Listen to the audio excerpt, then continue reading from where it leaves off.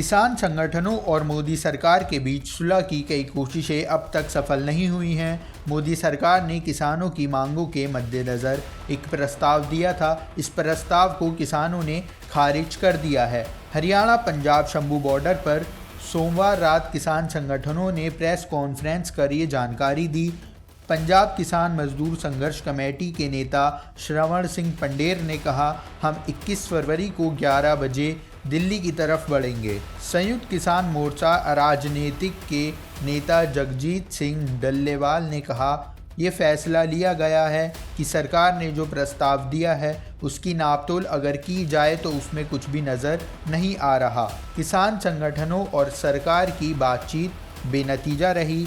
अब दिल्ली कूच करने का फैसला किसानों ने लिया है। किसानों को लेकर दिल्ली के सिंधु बॉर्डर पर कैसे इंतजाम है? पंजाब हरियाणा की सीमा शंभू बॉर्डर पर बैठे किसान आंदोलन का लोकसभा पर कितना होगा असर? ऐसे में ये सवाल है कि किसान संगठनों की मांग क्या थी और उस पर केंद्र सरकार की ओर से क्या प्रस्ताव दिया गया था। किसान आंदोलन की प्रमुख मांगें क्या हैं? किसान संगठनों की मांग है कि 23 फसलों को न्यूनतम समर्थन मूल्य यानी MSP दिया जाए।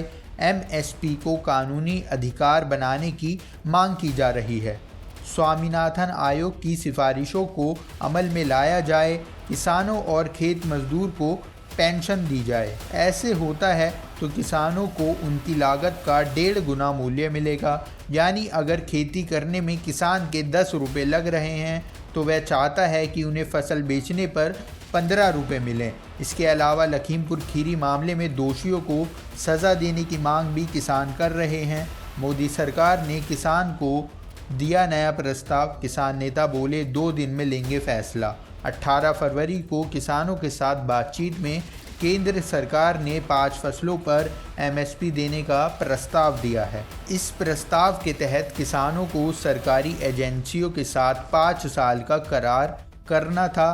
किसानों को दिए प्रस्ताव के बारे में केंद्रीय मंत्री पीयूष गोयल ने कहा, पैनल ने किसानों को एक समझौते का प्रस्ताव दिया है जिसके तहत सरकारी एजेंसियां उनसे न्यूनतम समर्थन मूल्य पर 5 साल तक दालें, मक्का और कपास खरीदेंगी। गोयल ने बताया था, national cooperative consumers federation NCCF और national agricultural cooperation marketing federation of India NAFED जैसी कोऑपरेटिव सोसाइटियां उन किसानों के साथ समझौता करेंगी जो तूर, दाल, उड़द या मक्का उगाएंगे। फिर उनसे अगले 5 साल तक MSP पर फसलें खरीदी जाएंगी। गोयल ने कहा कि यह प्रस्ताव भी दिया गया है कि कॉटन कोऑपरेशन ऑफ इंडिया के माध्यम से किसानों से 5 साल तक MSP पर कपास की खरीद की जाएगी।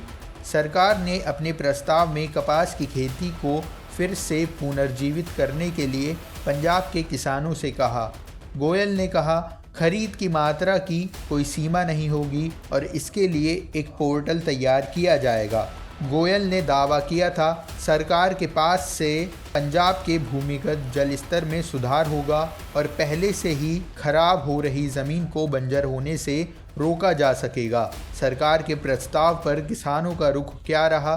किसान नेता जगजीत सिंह डल्लेवाल ने कहा, ये जो प्रस्ताव आया है वह किसानों के पक्ष में नहीं है। हम इस प्रस्ताव को रद्द करते हैं। उन्होंने कहा, हमारी सरकार बाहर से 1,75,000 करोड़ रुपए का पाम तेल मंगवाती है। वो सभी लोगों के बीमारी का कारण भी बन रहा है, फिर भी उसे मंगवाया जा रहा है।